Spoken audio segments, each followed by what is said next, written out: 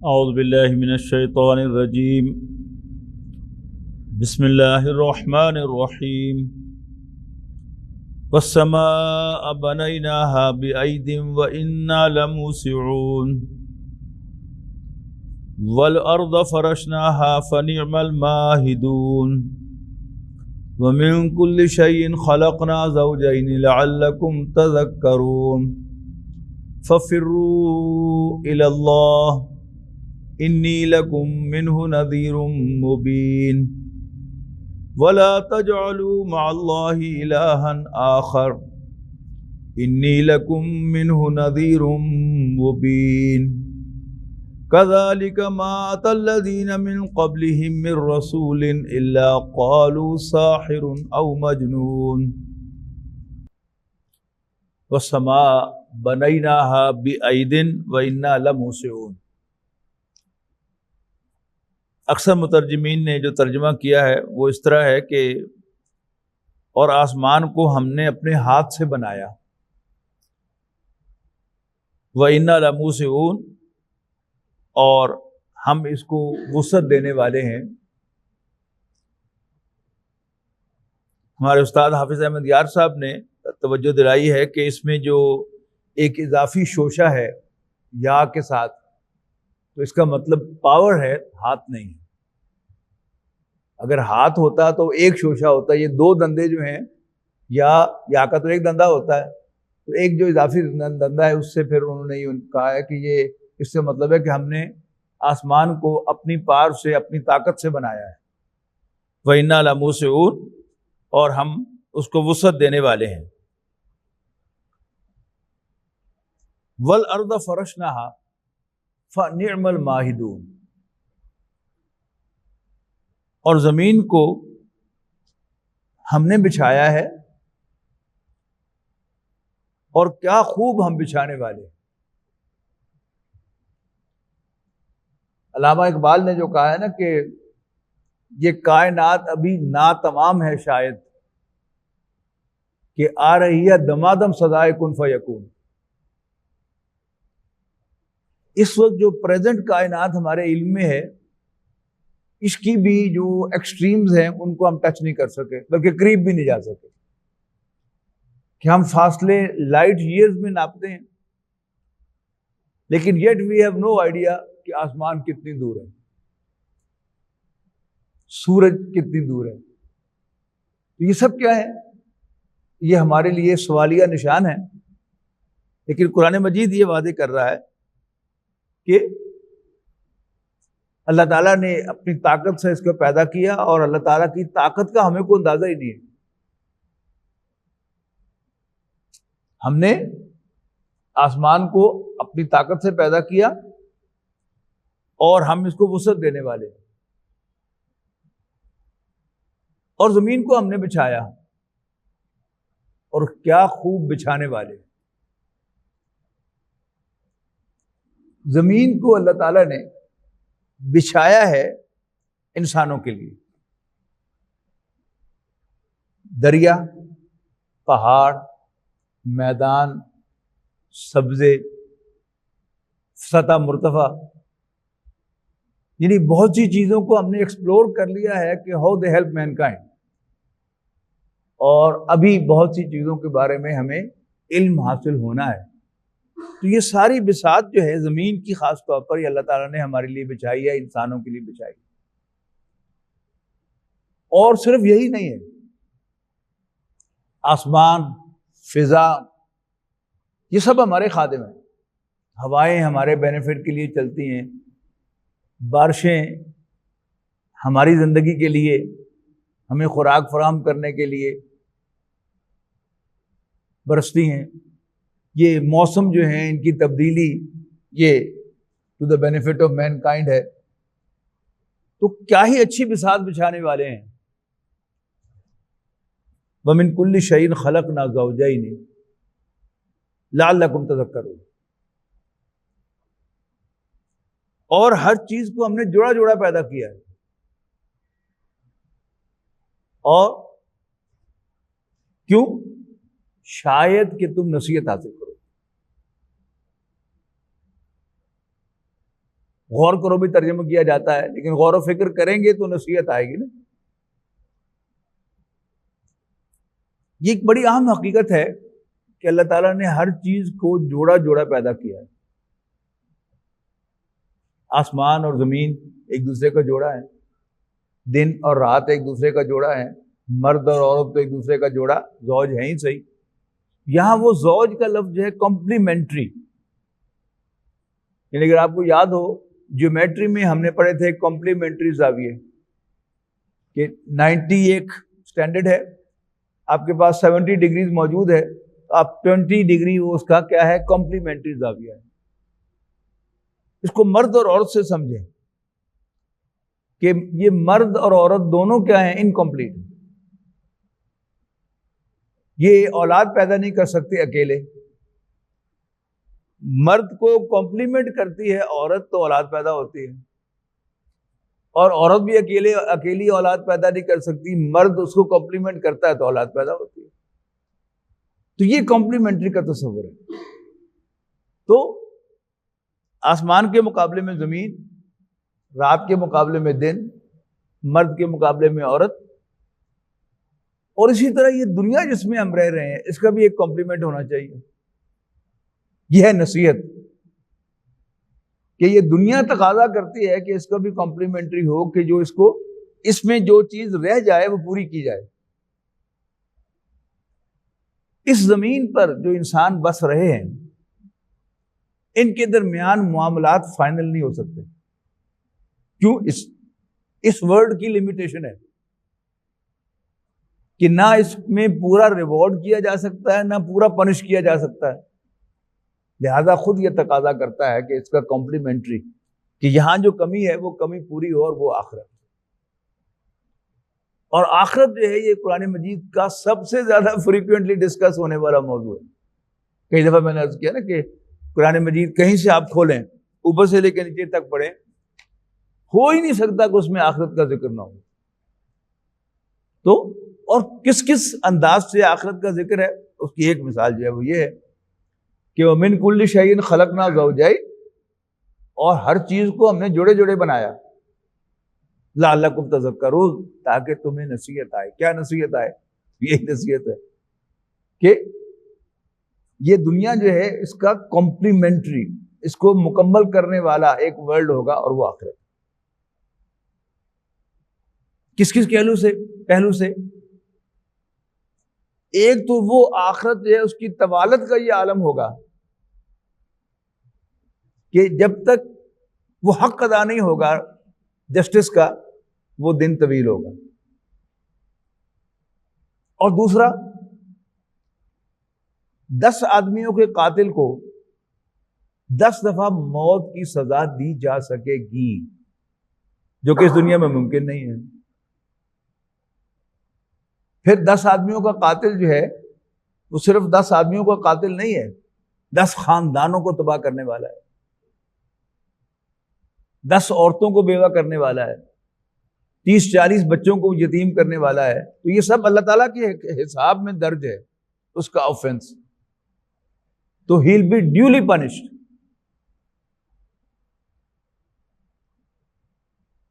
فَفِرُّوا إِلَى اللَّهِ۔ اب یہ بیان کرنے کے بعد کہ اللہ تعالیٰ کی قدرتوں کو دیکھو، اس کی طاقت کو دیکھو، اور قرآن مجید میں جہاں بھی اللہ تعالیٰ کی قدرتوں کا تذکرہ ہوتا ہے وہاں انفرنس کیا ہے کہ وہ اللہ جس کی قدرت کا یہ عالم ہے، کیا وہ دوبارہ زندہ نہیں کر سکتا؟ یعنی یہ جوڑے والی بات جو ہے یہ سورۃ قیامہ کے آخر میں آئی ہے کہ کیا انسان سمجھتا ہے کہ وہ یوں ہی چھوڑ دیا جائے گا؟ اَیَحْسَبُ الْإِنسَانُ أَن يُتْرَكَ سُدًى أَلَمْ يَكُن نُطْفَةً مِّن مَّنِيٍّ يُمْنَىٰ، کیا وہ منی کی بوند نہ تھی جو ٹپکائی گئی؟ ثُمَّ كَانَ عَلَقَةً فَخَلَقَ فَسَوَّىٰ، پھر وہ ایک جمع ہوا خون بنا، اور پھر اللہ تعالیٰ نے اس کو بنایا اور اس کو سیدھا پدرا کیا۔ فَجَعَلَ مِنْهُ الزَّوْجَيْنِ، اللہ کی قدرت کا شاہکار ہے، ایک ہی بوند اور ایک ہی اوریجن سے آنے والی باپ ایک، اور جہاں وہ پروان چڑھنا ہے وہ بھی ایک ہے ووم، لیکن اس سے مرد بھی، عورتیں بھی، لڑکے بھی، لڑکیاں بھی، بچے بھی، بچیاں بھی پیدا ہو رہی ہیں. یہ کیا ہے؟ اللہ تعالیٰ کی قدرت کا شاہکار ہے. وہاں پھر وہی نتیجہ، فجعل منہ الزوجین الذکر والانثی، پھر اللہ نے اس سے جوڑے بنائے، یعنی مرد اور عورتیں. الیس ذلک بقادر علی ان یحیی الموتى، تو کیا وہ اللہ جس کی قدرت کا یہ عالم ہے کہ وہ ایک ہی اوریجن سے، ایک ہی جگہ سے، یعنی آپ لوگ جو ہیں وہ ٹیکسٹائل سے متعلق ہیں، ایک مشین جو ہے وہ ایک قسم کا کپڑا بنا رہی ہے، آپ کو اگر آلٹر کرنا ہے آپ کو اس میں کچھ نہ کچھ چینجز کرنی پڑتی ہے نا. یہاں کوئی چینج نہیں ہوتی، بلکہ بیک وقت اگر ٹوینز جو ہیں ان میں سے ایک میل اور ایک فیمیل ہے، بیک وقت دونوں جو ہیں وہ ڈیولپ ہو رہے ہوتے ہیں، اور جو میل ہوتا ہے وہ پورا میل ہوتا ہے اور جو فیمیل ہوتا ہے وہ پوری فیمیل ہوتی ہے. ایسا نہیں ہوتا کہ کیونکہ اکٹھے بن رہے تھے تو کچھ کریکٹر مکس اپ ہو گئے. نو. تو الیس ذلک بقادر علی ان یحیی الموتى، کہ کیا وہ اللہ اس پر قادر نہیں کہ مردوں کو زندہ کرے. یہاں کیا ہے کہ اصول بیان کرنے کے بعد کہ آسمان یہ ہماری طاقت کا مظہر ہے اور یہ زمین یہ ہم نے بچائی ہے، بتاؤ اس میں کوئی نقص؟ وہ جو سورۃ ملک کا مضمون ہے کہ ذرا نظر دوڑاؤ، کہیں کوئی فلاؤ نظر آتا ہے پھر نظر دوڑاؤ، تمہاری نظر تھک ہار کا واپس آ جائے گی. تو وَمِن كُلِّ شَيْءٍ خَلَقْنَا زَوْجَيْنِ لَعَلَّكُمْ تَذَكَّرُونَ، تاکہ تم نصیحت حاصل کرو. فَفِرُّوا إِلَى اللَّهِ، اب دوڑو اللہ کی طرف، پلٹو اللہ کی طرف. انی لکم منہ نذیر مبین، یقیناً میں تمہیں کھلا کھلا خبردار کرنے والا، وارن کر رہا ہوں میں تمہیں. نذیر کی معنی وارن کرنے والا، نذیر مبین کھلا کھلا واضح الفاظ میں، گول مول لفظوں میں نہیں. ولا تجعلوا مع اللہ الہا آخر، اور اللہ کے ساتھ کسی اور کو خدا نہ بناؤ. یہ کیا ہے؟ یہ توحید کا سب سے بنیادی تقاضا ہے کہ اللہ کے ساتھ کسی کو الہ نہ بناؤ. وہ جو الٹیمیٹ تقاضا ہے وہ آگے آ رہا ہے. پھر فرمایا انی لکم منہ نذیر مبین، میں تمہیں کھلا کھلا خبردار کرنے والا ہوں، پہلے آخرت کے اعتبار سے، اب توحید کے اعتبار سے.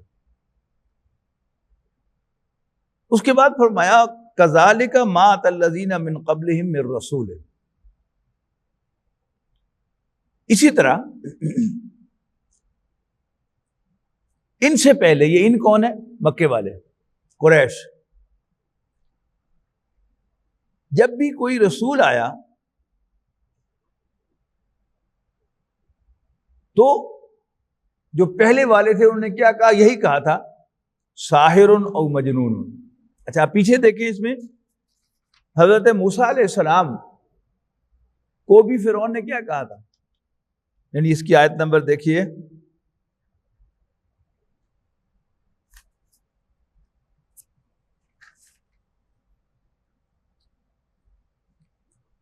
جی آیت نمبر 47 ہے، وفی موسیٰ اذ ارسلناہ الی فرعون بسلطان مبین.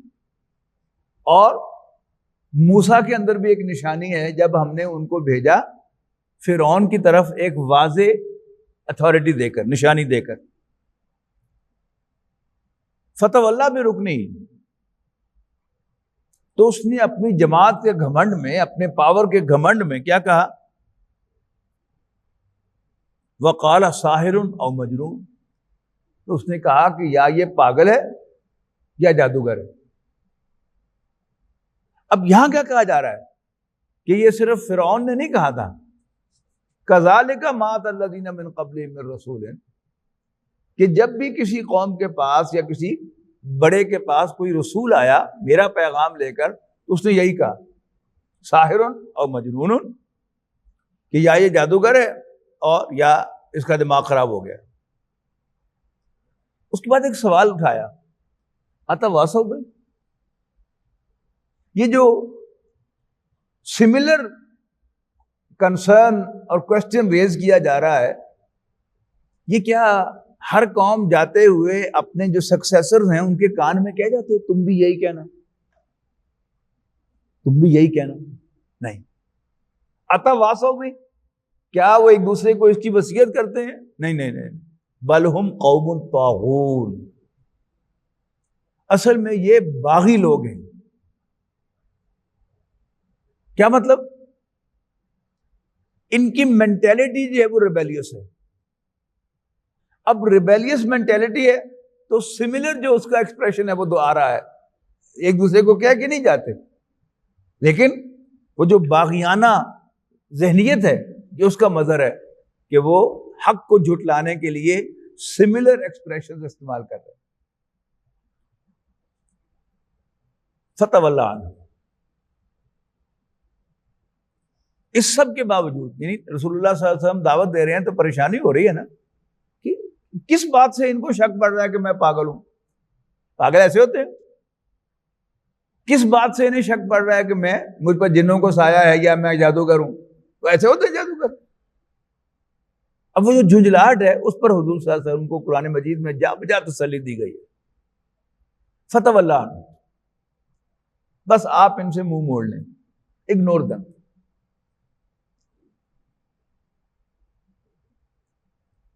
فما انت بملوم، آپ پر کوئی ملامت نہیں ہے. آپ یہ نہ سمجھیں کہ آپ کے بیان میں کوئی کمی ہے، آپ کی وارننگ میں کوئی کمی ہے،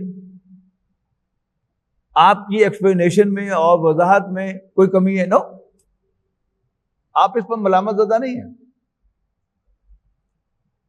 وذکر، اور نصیحت کرتے رہیے. وذکر، اور نصیحت کرتے رہیے. فإن الذکریٰ تنفع المؤمنین، یقیناً نصیحت مومنوں کو فائدہ دیتی ہے، جو مانتے ہیں بات کو ان کو فائدہ دیتی ہے. اچھا، پچھلی سورت جو سورت قاف تھی اس کی آخری آیت کیا تھی؟ فذکر بالقرآن من یخاف وعید. بس قرآن مجید کے ذریعے سے آپ نصیحت کرتے رہیں ہر اس شخص کو جو میری ڈانٹ سے ڈرتا ہے. قوانین، سزائیں کس کے لیے ہوتی ہیں؟ جو قانون سے ڈرتا ہو، گورنمنٹ کی رٹ کو تسلیم کرتا ہو، اس کے لیے قوانین ہیں، اسی کے لیے سزائیں ہیں. اور جو گورنمنٹ کی رٹ کو تسلیم ہی نہ کرتا ہو اور قانون سے ڈرتا ہی نہ ہو، اس کے لیے کوئی قانون نہیں، اس کے لیے کوئی وارننگ نہیں، اس نے ماننا ہی نہیں. تو وہاں کیا تھا کہ جو میری ڈانٹ سے ڈرتا ہے اس کو آپ قرآن مجید کے ذریعے سے نصیحت کرتے چلے جائیں، کرتے چلے جائیں، کرتے چلے جائیں. اور میں نے اس کیا تھا کہ نبی اکرم صلی اللہ علیہ وسلم کے جو 13 سال ہیں مکہ مکرمہ میں، وہ اسی کی تصویر ہے. یہاں کیا فرمایا؟ یعنی وہ بیان کرنے کے بعد کہ یہ جو ان کی ریبیلیس مینٹیلٹی ہے اس سے آپ گھبرائیں نہیں، ان سے تو میں نپٹوں گا. آپ نصیحت کرتے چلے جائیں، اس لیے کہ آپ کی نصیحت ایمان والے کو فائدہ دے گی، جو ماننے والا ہے اس کو فائدہ دے گی. جو ماننے سے انکار کر دے گا اس پر تو اس کا کوئی اثر نہیں ہوگا. اس کے بعد فرمایا وَمَا خَلَقْتُ الْجِنَّ وَالْإِنسَ إِلَّا لِيَعْبُدُونِ، اور میں نے جنوں اور انسانوں کو نہیں پیدا کیا مگر اس لیے کہ وہ میری بندگی کریں. میں اس کہتا نا کہ وہ جو پہلا تقاضا ہے اللہ کو رب ماننے کا، وہ کیا ہے؟ اس کے ساتھ کسی کو عبادت میں شریک نہ کیا جائے، وردی آف ورشپ. لیکن اللہ تعالیٰ نے پیدا جو ہے وہ ورشپ کے لیے نہیں کیا، اپنی غلامی کے لیے کیا، اپنی ریکگنیشن کے لیے ہے. کہ جب بھی عام طور پر ذکر آتا ہے ریلیجن میں تو ہمارے ذہن میں دین پر عمل کرنا اور نیکیاں کرنا آتا ہے. وہ جو بنیادی چیز ہے وہ ہمارے ذہن سے نکل جاتی ہے. دیکھیے ہم جتنے مرضی نیک بن جائیں ہم پرفیکٹ کبھی نہیں ہو سکتے. ادھر یا ادھر یا ادھر نہ صرف یہ کہ فلاز ہوں گے بلکہ غلطیاں اور بلنڈرز بھی رہ جائیں گے. لہذا مطلوب کیا ہے؟ مطلوب یہ ہے کہ اللہ تعالیٰ کو اپنا مالک مان کر اس کے سامنے سبمٹ کر دیں. پھر غلطی ہو تو معافی مانگیں. یہ سبمیشن کا حصہ ہے. جو پہلا خطاب آپ کو یاد ہوگا جمعے کا آج سے 15-16 سال پہلے ہوا تھا، اس میں رب ہمارا موضوع زیر بحث آیا تھا. اس میں کیا تھا کہ میں نے مثال دی تھی کہ آپ کے 2 ملازم ہو، ایک بڑا ایفیشینٹ بھی ہو، کمپیٹنٹ بھی ہو اور دیانتدار بھی ہو، اور دوسرا انکمپیٹنٹ بھی ہو اور نقصان بھی کرتا ہو. آپ کے معاشی حالات تنگ ہو جائیں، آپ کو ایک ملازم کو چھٹی کرانی پڑے، آپ کس کو چھٹی کرائیں گے؟ وہ جو دیانتدار اور کمپیٹنٹ ہے، اس لیے کہ وہ بدتمیز ہے. کہ جب آپ کسی موقع پر اس کی غلط بات کو ٹوکتے ہیں تو آپ کی بےزتی کر دیتا ہے، میں ٹھیک کہتا ہے. اور یہ ایک ٹپیکل مینٹیلٹی ہوتی ہے. آپ اسے بھیجیں کہ تم شہر جاؤ یہ کام کرنے کے لیے، راستے میں یہ کام کرتے ہوئے جانا.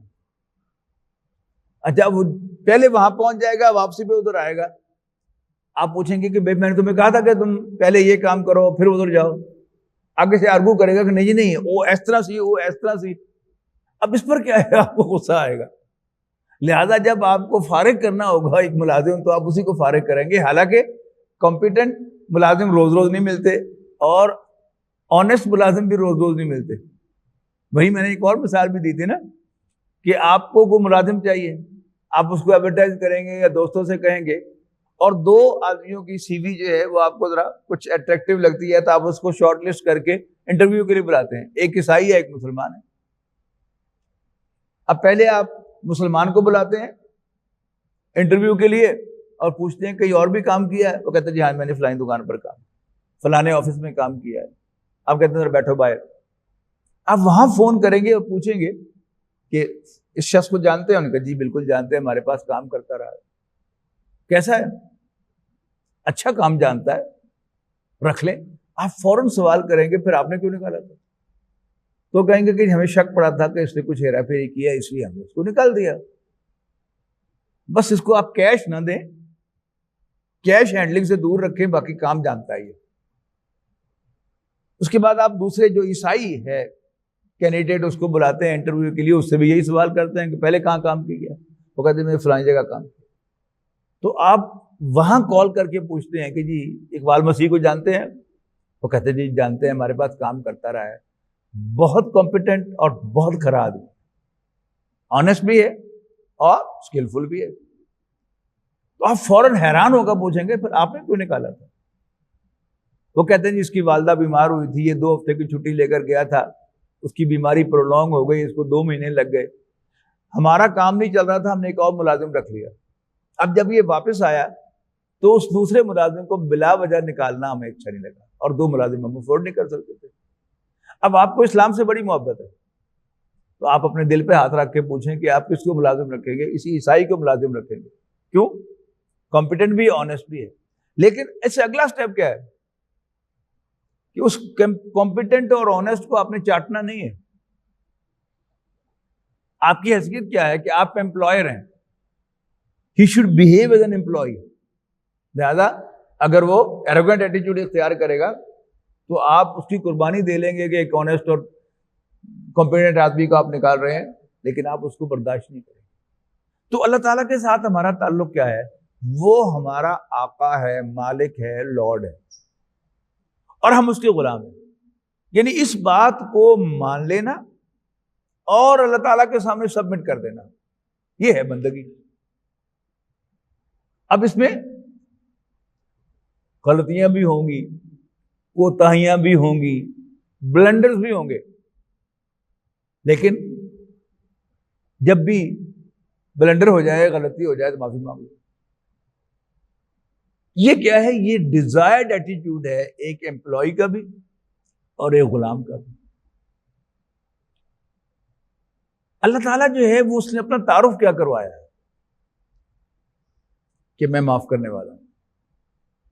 انی لغفار، یقیناً میں بڑا بخشنے والا ہوں. لیکن کسے؟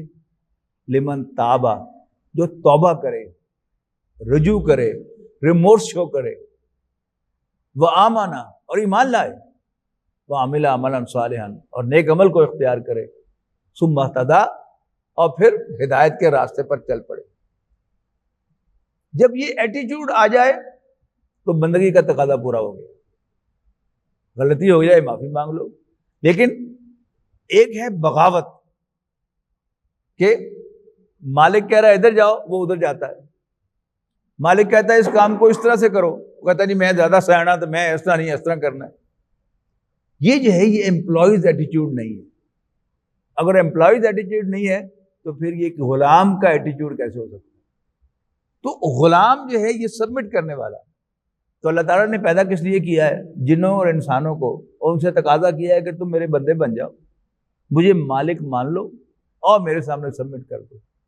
تو وہ ما خلقت الجن والانس الا لیعبدون، کہ میں نے جنوں اور انسانوں کو صرف اس لیے پیدا کیا کہ وہ میری بندگی کریں. ما اريد منهم من رزق، نہ تو میں ان سے رزق کا تقاضا کرتا ہوں، وما اريد ان يطعمون، اور نہ ہی میں چاہتا ہوں کہ وہ مجھے کھلائیں. دیکھیے اللہ تعالیٰ کے جو قریب ترین حقوق کے اعتبار سے والدین ہیں. 5 مقامات پر اللہ تعالیٰ نے اپنے حق عبادت کے ساتھ والدین کے حقوق کا ذکر کیا. کوئی پہلا تقاضا اللہ تشرکوا باللہ شیئا، اللہ تشرکوا بی شیئا وقضى ربک الا تعبدوا الا ایاہ وبالوالدین احسانا، کہ تیرے رب نے فیصلہ فرمایا ہے کہ تم اللہ کے سوا کسی اور کی بندگی نہ کرو اور والدین کے ساتھ حسن سلوک کرو. ان کے حقوق جب آئیں گے تو اس سے سب سے پہلا حق تو یہی ہوگا نا کہ وہ سب کچھ جو انہوں نے تمہارے ساتھ کیا ہے وہ انہیں ریٹرن کرو. انہیں تمہیں کھلایا ہے تو انہیں کھلاؤ، انہیں تمہیں اٹھایا ہے تو انہیں اٹھاؤ، انہوں نے تمہاری ہیلپ کی ہے، اسپون فیڈنگ کی ہے تو کرو. لیکن اللہ تعالیٰ کا حق کیا ہے؟ اللہ تعالیٰ تو نہ سہارے کا محتاج، نہ کھانے کا محتاج، نہ وہ تم سے تقاضا کرتا ہے. صرف تم سے تقاضا کیا ہے کہ بندے بن جاؤ، میری بندگی اختیار کرو، میری غلامی اختیار کرو. رہی پرفیکشن، یہ پرفیکشن اگر انسان کو بھوت سوار ہو جائے کہ میں بڑا پرفیکٹ ہوں اور بڑا نیک ہوں، یہ کاؤنٹر پروڈکٹیو.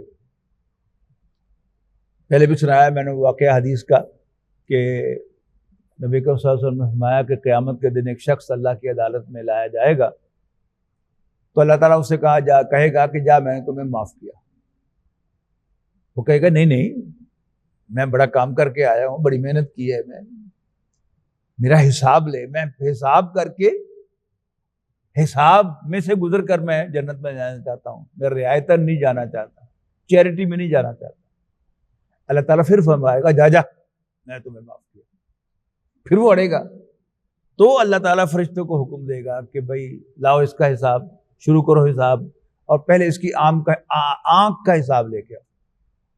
اب آنکھ کے حساب میں وہ فیل ہو جائے گا، اور کوئی مرد آنکھ کا حساب نہیں دے سکتا. اور یہ آنکھ کا حساب صرف یہ حساب نہیں ہے کہ اللہ تعالیٰ کی مرضی کے مطابق استعمال کی کہ نہیں کی. شکر ادا کرنا آنکھ کا، یعنی کبھی اپنا موازنہ کیجئے اس شخص سے جو بینائی سے محروم ہے، تو کتنا شکر مجھ پر اور آپ پر واجب ہے، کبھی حساب لگائیے اس کا. اور یہ ہم شکر ادا نہیں کر سکتے. تو وہ آنکھ کے حساب میں فیل ہو جائے گا. اب وہ کہے گا یا اللہ مجھے معاف کر دے. اللہ تعالیٰ فرمائے گا کہ میں نے تو پہلے کہا تھا کہ میں تمہیں معاف کرتا ہوں. تو اصل کیا ہے؟ سبمیشن اصل ریکوائرمنٹ ہے. اللہ تعالیٰ کو ہماری نیکیوں کی، ہماری نمازوں کی، ہمارے روزوں کی کوئی ضرورت نہیں، لیکن یہ کیا ہے؟ یہ سبمیشن کا حصہ ہے. اللہ تعالیٰ نے حکم دیا ٹھیک ہے جی میں حاضر ہوں، لبیک جی الحمدللہ، اللہ اکبر، الحمدللہ رب العالمین. اللہ تعالیٰ نے حکم دیا ہے کہ میں رمضان میں اذان فجر سے اذان مغرب تک نہ کھاؤں. یہ سر میں حاضر ہوں. اللہ تعالیٰ نے بلایا آؤ مسجد حرام میں آ جاؤ حج کرو, میں حاضر ہوں, لبیک اللہم لبیک. اصل یہ سب مشن ہے اور اسی کا نام بندگی ہے. تو اسی لیے اللہ نے ہمیں پیدا کیا ہے. وما خلقت الجن والانس الا لیعبدون ما اريد منهم من رزق وما اريد ان يطعمون ان اللہ هو الرزاق. بے شک اللہ تعالیٰ تو خود کھلانے والا ہے, ذو القوت المتین, اور مضبوط قوت کا مالک ہے. اب یہ دونوں چیزیں والدین کے سلسلے میں ان کو کھلانا بھی ہے جیسے انہوں نے کھلایا تھا, اور پھر ان کو سہارا بھی دینا ہے, قوت بھی فراہم کرنی ہے. جب میں چھوٹا تھا تو میں کروٹ بھی نہیں لے سکتا تھا, تو میری والدہ نے مجھ پر یہ احسان کیا کہ مجھے کروٹ بھی دلاتی رہی. اور آپ نے دیکھا ہوگا کہ مائیں جو ہیں وہ دودھ پلانے کے بعد خواہ وہ اپنا دودھ پلائیں یا فیڈر کا دودھ پلائیں, بچے کو یوں کر کے ساتھ لگاتی ہیں اور بچہ ڈکار لیتا ہے. تو یہ بھی تو احسان ہے نا میری والدہ کا مجھ پر, آپ کی والدہ کا آپ پر. تو یہ احسان کیا ہے, ہم we have to pay that back, کہ ہم والدین کو کھلائیں بھی اور سہارا بھی دیں. موو نہیں کر سکتے تو پھر انہیں اٹھانا پڑے تو اٹھائیں, ویل چیئر پر بٹھا کر ان کو موو کرنا پڑے تو موو کریں. یہ ان کا حق ہے, لیکن اللہ کا یہ حق نہیں ہے. اللہ نے اپنا ایک ہی حق مانگا ہے کہ تم بس مجھے مان لو کہ میں تمہارا آقا ہوں, اور میرے سامنے سبمٹ کر دو. سبمٹ کر دو گے کمی کوتاہی میں معاف کر دوں گا. وما خلقت الجن والانس الا لیعبدون ما اريد منهم من رزق وما اريد ان يطعمون ان اللہ هو الرزاق ذو القوة المتین. یہ تین چھوٹی چھوٹی آیتیں ہیں, ان کو یاد کر لیں. اور یہ تین آیتیں جو ہیں نماز کی ایک رکعت میں پڑھی جا سکتی ہیں, اور کوشش کریں کہ آپ نماز کے اندر یہ تین آیتیں جو ہیں ان کو تلاوت کریں. تو یہ ایک بڑی اچھی یاد دہانی ہوگی کہ اللہ نے ہمیں کیوں پیدا کیا ہے اور ہمیں اللہ تعالیٰ کے ساتھ کس طرح اپنا رشتہ قائم کرنا ہے.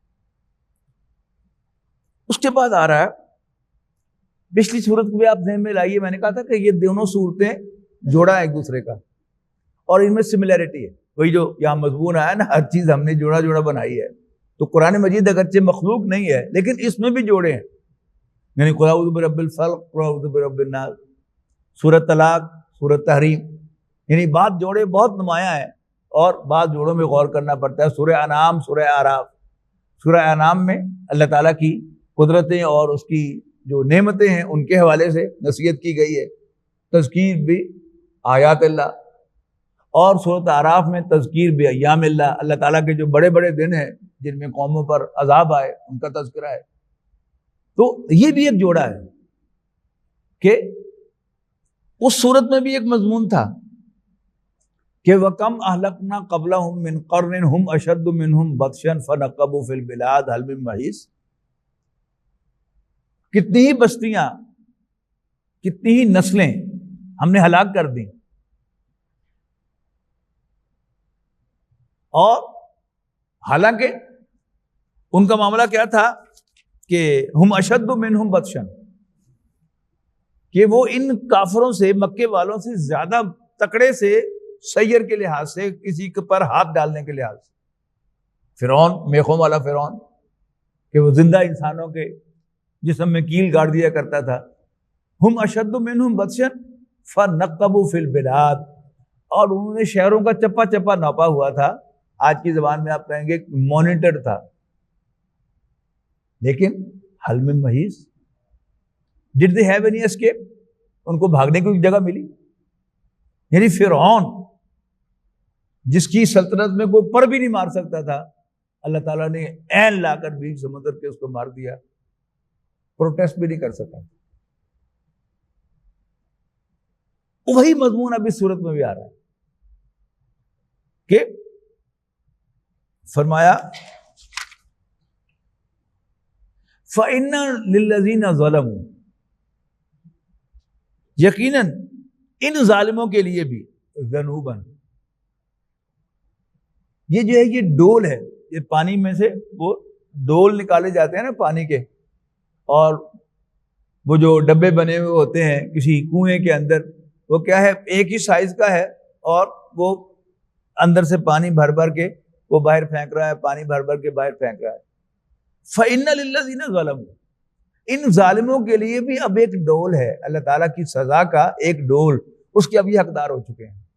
مثل ذنوب اصحابہم، جیسے ڈول ان کے دوستوں کا جو پہلے گزر چکے ہیں وہ ڈول تھا کہ انہوں نے اپنے حصے کی سزا لی، اب یہ کافر جو ہیں ان کا بھی وہ ڈول جو ہے اس کے حقدار ہو چکے ہیں، اور عنقریب وہ سزا کا ڈول جو ہے وہ ان پر آئے گا۔ فلا یستعجلونی، یہ نون کی زیر جو ہے اس کو نوٹ کرنا ہے، بس وہ مجھے جلدی کرنے پر مجبور نہ کرے۔ فویل للذین کفروا، بس بڑی خرابی ہے کافروں کے لیے، می یومہم الذی یوعدون، اس دن کے سلسلے میں جس سے انہیں ڈرایا جا رہا ہے، جس کا ان سے وعدہ کیا جا رہا ہے۔ یہ یوعدون جو ہے وعدہ یعدو، یہ وعدہ کرنے کے معنوں میں بھی آتا ہے اور یہ ڈرانے کے معنوں میں بھی آتا ہے۔ تو جس دن سے ان کو ڈرایا جا رہا ہے اب وہ آیا چاہتا ہے ان کے اوپر، یا جس دن کا ان سے وعدہ کیا جا رہا ہے اب وہ ڈیو ہے، ان کی حرکتیں اور ان کی جو ٹریسپاسز ہیں وہ لمٹ کراس کر چکی ہیں۔ اب چونکہ لمٹ کراس ہو گئی ہے لہٰذا وہ عذاب کا ایک جو معیر ہے وہ اب ان پر آیا چاہتا ہے۔ فویل للذین کفروا من یومہم الذی یوعدون، جس دن کا ان کافروں سے وعدہ کیا جاتا ہے اس سے ان کے لیے خرابی ہے۔ بارک اللہ لی ولکم فی القرآن العظیم ونفعنی وإیاکم بالآیات وذکر الحکیم۔